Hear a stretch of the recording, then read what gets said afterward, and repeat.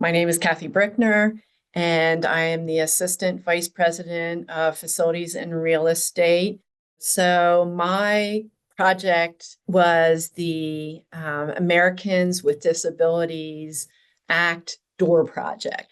And with the generous donation from the giant companies, my team was able to determine where on all the campuses where our high priority needs for some automatic sliding doors. This is one of the barriers, the architectural barriers that an older building has. We don't have those automatic sliding doors. So, through this project, I was able to break those architectural barriers at two campuses, York and Gettysburg. So we meet the compliance for Title II and Title III with this project.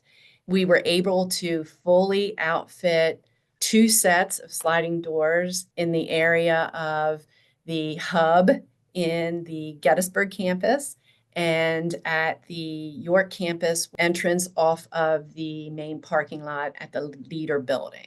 So we've had many students and faculty compliment us on, hey, when did these doors get put in? This is fabulous. The next project that the college we are looking at college-wide is to ensure that all our doors externally can be locked down. So we would hope to facilitate that through even with the sliding glass doors. So thanks.